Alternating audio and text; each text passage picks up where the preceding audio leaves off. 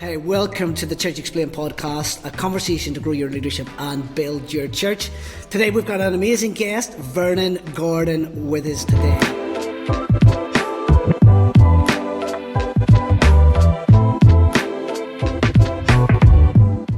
Right. I wonder if you could say a little bit more, Vernon, just around that margin idea, creating margin. How do you actually do that within your church setting, within your staff, your team? Because we understand the concept of creating margin, but how do you actually practically do it? What's it look like for you guys? Certainly. Well, and I would even say this as well, which is, really in alignment with the book that I just wrote, Square One. And while that book specifically highlights the personal journey when we end back up in Square One seasons, I'm actually releasing in the fall a leadership edition. Because I think not only are we navigating our own personal Square One seasons at times in life, but truly we are leading people who are constantly feeling like I took 2 steps forward, sometimes I take 3 steps back. And there are 4 sections in that book, but the first major section is talking about evaluating our commitments. I think this should be a biannual task, right? To say, okay, am I overcommitted? What are we committed to that is not fruitful right now? What are we just doing because it's the way we've always done it?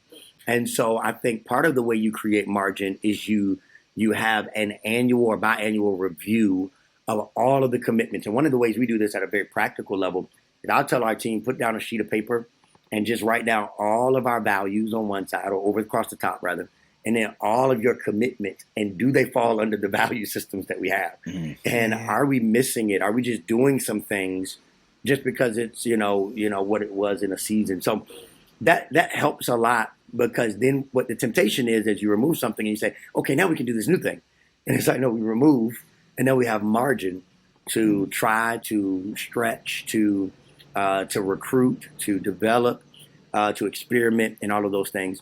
Another key thing I think that is important about margin is I think we have to take inventory and audit of our rhythm of life. And this is something that I really encourage a lot of leaders to think about is, when you look at your time, how much of it is going to things that you guys might have heard of the 80-20 rule, right? How much of my time is going to the most important things? And I think often what can happen is, we're looking at people and they're watching Netflix from 10 at night to 3 in the morning. And we're like, hey, that's a lot of time that you could be sleeping, that you could be resting.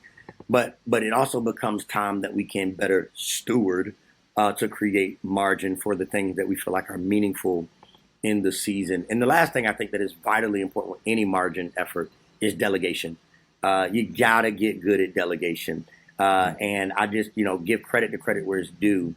I really learned this principle from a podcast by Andy Stanley years ago, but he talked about the 4 levels of delegation. And just, I'll zoom through them really quickly. But level 1 delegation is research-based, right? And one of the things I love about this idea is delegation is not just how do I get things off my plate. It's also how do I assess what I can let someone own. And, the temptation in delegation and the danger of delegation in leadership, I think particularly in the church, is we're kind of all or nothing. We kind of say either we're like, hey, I'll do everything, or we say, I'm going to give you everything. And I think what 4 levels of delegation does is gives us a process to create margin. So level 1 is research-based. It looks like saying, hey, I got a great team member. I got somebody who I think would be a great ally to own some more responsibility. But instead of just giving them all of it, I need to see a little more. So, hey, I want you to bring me back some information, some data. Maybe we're doing an event. Maybe we're doing an initiative. Hey, in a couple weeks on this date, can you bring me back some quotes? Can you bring me back some information? And if they can meet the deadline, if they can do that well, you're like, okay, that level 1 went great. Level 2 delegation is informed progress. It's where we're still checking the box on, you can't move forward on this without me, but you're kind of taking a little bit more responsibility. And before you kind of send out the email, before you kind of send out the messages, before you lock in the contract, I want to be informed on your progress. Let me see where you're at. Let's meet weekly, but you're kind of taking more of the responsibility. The 3rd level of delegation is informed results. This is when somebody has been walking with you for a little bit and you just kind of say, hey, I want you now to give me results on how that meeting went. I don't need to be there. What does that mean? Margin, right? Because we've been walking together. So now the meeting that I would have had to lead, I don't have to lead, but I do want to hear how the meeting went. This event is a little bit smaller. It's not going to sink the ship of the whole organization. How about you lead it? I'm going to go out with my kids, or I'm going to meet with another team and work on some innovation or some new projects. But I do want to hear about the results and how that worked. And then fourth level of delegation is ownership. This is when you've been working with somebody. Maybe it's been a few months, maybe it's been 6 months, depending on the scale. But you're like, hey, I've seen them do well at all the levels. And now they just kind of got it. And we meet once a quarter to determine how are you doing? How can I continue to support you because I trust your leadership? So I think that's a very practical way to use delegation as a tool to curate margin. Hopefully that was, helpful. Yeah, no, that was awesome. Lots of stuff in there and practical stuff that people can take away and use. Just thinking about your book then, it's your first book, so a big shout out to you. Well done on that. I know you were saying when we chatted offline, you released it at the beginning of this year, I think. So anything else in the book that you want to just maybe mention? Maybe there's some leaders who are listening and they're thinking, I want to get that book. What's the big why in there besides the margin idea? Yes, certainly. I mean, the big why is Square One seasons show up in all of our lives, no matter our economic status, no matter our generation, no matter our gender, we all end up in a point where we take 2 steps forward and sometimes feel like, man, I'm back where I started, or I'm certainly not where I thought I would be. When those moments happen, they're not seasons to just wait for the future. You can still shape your future. I offer in the book, there are 4 specific areas or things to approach, what we call in the book, returning to your core. And core is an acronym for this. Evaluating your commitments. Commitments are all about your energy. Where is your energy going? Right? We talked about that just a moment ago. The second one is owning your outlook, right? That is very easy in seasons where things didn't work out ideal, whether it's been in a leadership initiative, corporate leadership, personal life, to just kind of start to inherit the ideas of others and not to own your outlook. The third one is to build your resilience. I believe that resilience, it's often said it's either you have it or you don't. I actually believe that resilience is something that can be cultivated in every person and in every leader when properly stewarded. And so I think I think that's one of my favorite sections, because I think all leaders need to be working on cultivating resilience in today's next generation leader. And then the fourth area of the book is managing emotions. Look, we all have them. And so the question is not, are you going to have emotions? The question is, are your emotions going to manage you, or are you going to manage them? And so those 4 sections of the book just kind of give us a roadmap. Again, talked about it at a personal level in January, and then in the fall, I'm really excited releasing a leadership edition, because we're all leading people through the development of these as well.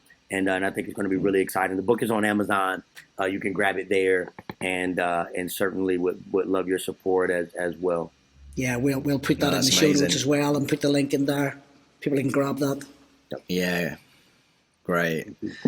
I love the sound of it. So obviously you mentioned that you've got the leadership kind of edition coming out in the fall, but what else are you excited about at the moment, Vernon? Well, my kids are learning how to swim as we speak. So I'm really excited about that, because my wife cannot swim. And that means every time we're at a water thing, anything, I can never just sit down and relax. So just thought I'd put that out there personally. Put it out there.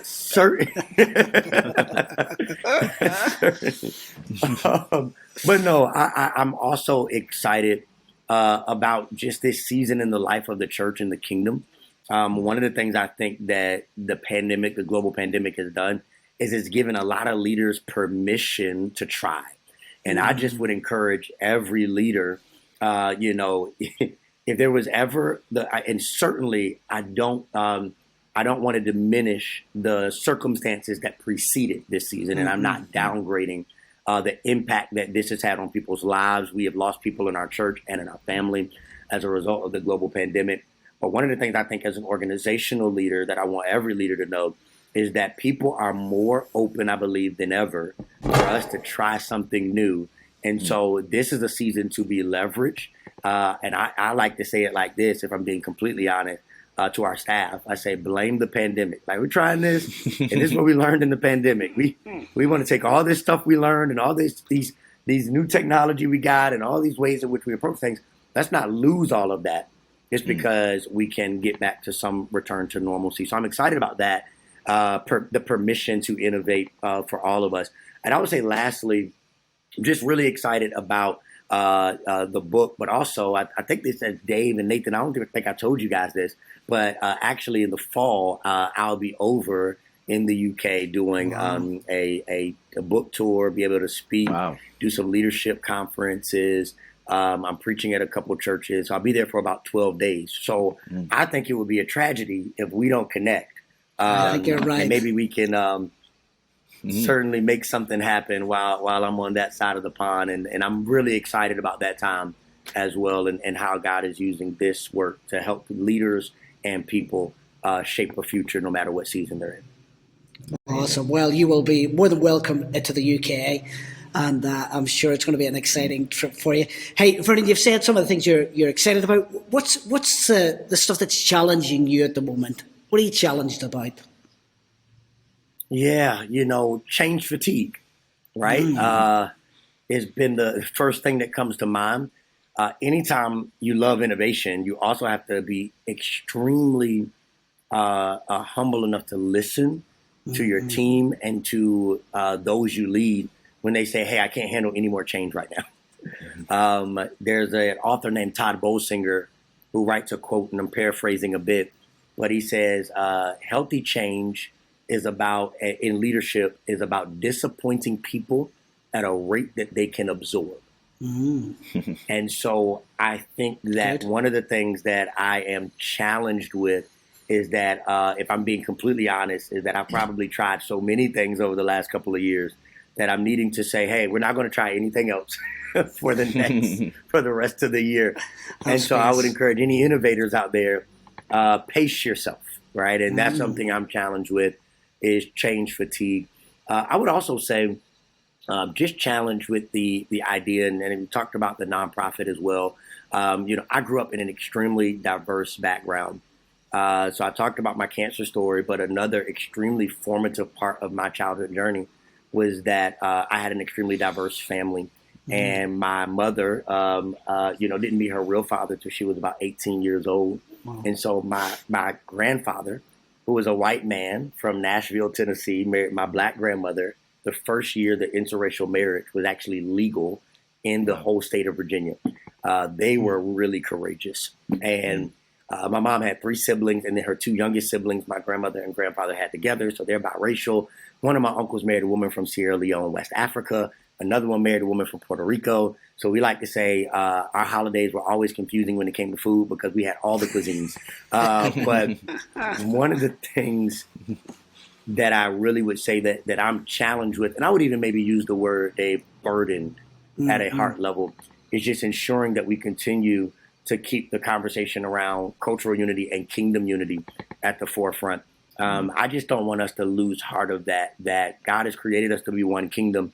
And so the Mosaic Project has been an intentional attempt to curate those environments so that we don't lose sight of a kingdom. A kingdom divided is a kingdom, against itself, can't stand against the real enemy. And so certainly that is something that I'm just constantly challenged with, and but also prayerfully seeing, can God continue to lead us forward as the body of Christ all around the world. Yeah, I love that. That sense of all nations working together. It's a very, very big thing, very biblical thing, and it's something we really are passionate about as well. Just thinking of that idea, all nations, all welcome, and that's the great thing behind it, really. Yeah, fantastic. Yeah. I love that project. Thank you. Oh, really great. One of the questions we love to ask towards the end of our conversation, Vernon, is who's been the greatest inspiration to you and why? Apart from Jesus, by the way. Apart from Jesus. You're not allowed to say Jesus. We get that one. Took it. Let me see. That's really tough. And I'm certain that I don't know if others do this, but I'm going to cheat. And I'm going to give you a descriptor. Go for it. of a body of people. My parents certainly have had an impact, but I would say my grandparents. And really, when I say my grandparents, I say all of them. I just spoke about the courage of one set of my grandparents. Wow. But on the other side, I had another grandfather who had just a storied legacy in leadership in the community, and just was one of those people who I'm a third. I'm his namesake, and his impact on community really helped me to process this idea that the gospel is not only seen on Sundays, but even the more it's seen Monday through Saturday, that more people were encouraged and brought hope from his presence on a Thursday and on a Friday than they were on his work on a Sunday. And so I would say those persons have deeply formed and framed, my grandparents have deeply formed and framed my courage and to innovate, as well as just my heart for people beyond the four walls of the building. They did such a phenomenal job, and I stand on their shoulders and hopefully honor their legacy as well, is the hope. Amazing. Great answer that, eh? Fantastic. It's just great to hear your story, great to hear you sharing, and it sounds like you're just doing an amazing job with the team across there. We always have this bonus question right at the end, so we'll put it in, we'll ask you, and who knows what will happen. So the bonus question is this. What is the one question no one is asking you that you wish they would, and what is your answer to that question? Man, what is the one question I wish? That's why it's a bonus one. Yeah. Oh, my goodness. I wish people were asking a question about, here's how I want to phrase it. I had to think about how I wanted to say it. I wish people were asking the question about where the church is headed, not where it was. I think that when we look at the Old Testament, the example that most comes to mind for me is when the people of Israel are traveling through this wilderness season, it said that the cloud, which represented the presence of God, would settle in the front of the tent. And then whenever it would lift and transition, they would break camp and they would go to where it is. And then whenever it settled, they would set up camp and they would stay for as long as it settled. And I think it is very representative of the time we're living in today, in that I wish more of us were asking, where is the church headed? Wayne Gretzky had this famous quote as a hockey player. Some of you may have heard it before. And he talks about what made him a great hockey player was he never skated to where the puck was. He skated to where the puck was going. And I think the cloud is moving. I think God is moving. I think that, the work of God is not just in the past, but it's in the future. And I think the same way Jesus came and innovated the way we could disciple others, I think we need to really be asking the question, what does next generation discipleship look like? Not just what worked for us and what worked for those who preceded us. So my solution to that is asking that question by, again, two things I would always say. Curate conversations that invite unknown voices to the room or unfamiliar voices to the room. We just did a series of focus groups in our own congregation, and we intentionally invited people who've only been at our church 1 year, people who've been at our church for 5 years or more, and people who have been at our church since the beginning. And the heart for that was they all have a different vantage point. And some of their voices were brand new. And so we said, curate conversations that invite those unfamiliar voices to the table. You never know what you're going to learn, and don't be afraid to be challenged in that way. And then the second thing I would say to that question of like what I wish people were asking about the future generation is let's be very mindful to not make church of the next generation needs to be a part of the church of now. Because they are engaging with the world at a pace and at a rate that far exceeded previous generations. And what used to be you could connect with them at 18, you now better connect with them at 8. And so we got to find ways to integrate the next generation into the fabric of our church's mission, and not just as an accessory to our church's mission. So those would be the two things I would say to that question right now. Awesome. Yeah, really great. Well, Vernon, we want to thank you so much for being part of the Church Explained podcast today.